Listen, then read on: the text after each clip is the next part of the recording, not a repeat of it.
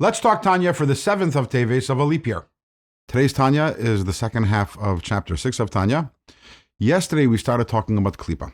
And if you recall, we ended off saying that not all Klipa is created equal.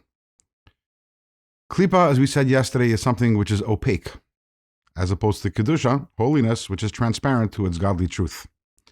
However, in Klipa, there are two different types of Klipa. There are two different types of shell.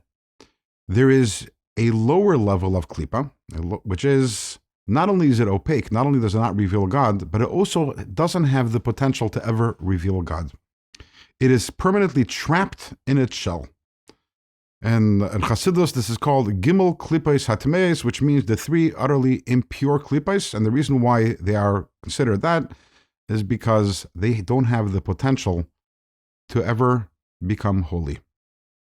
So whereas most of the world around us is Klipa, because how many things do we look around? Do we say, that reveals its godly core, its godly objective and purpose? But there is a select class or category of Klipa, which is both things.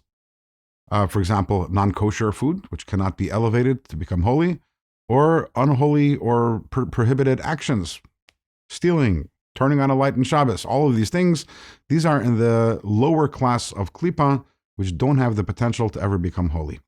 In tomorrow's Tanya, we're going to be talking about the higher level of Klipa, which does have the potential to be elevated and become holy. But before we get there, just this whole discussion is interesting because, usually we talk about dividing the world into good and evil.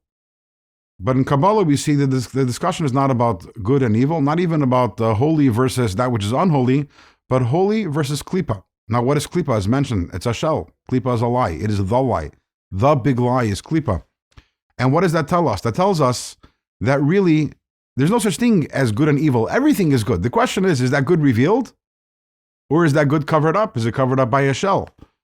And this is a tremendous inspiration and a chizuk for us as we go through life and as we encounter different things or phenomena that seem to be negative. We have to understand even that which seems to be negative, it's only a shell. Ultimately, everything is part of the divine plan. Everything is meant to express godliness, has a godly objective, and therefore ultimately everything is good.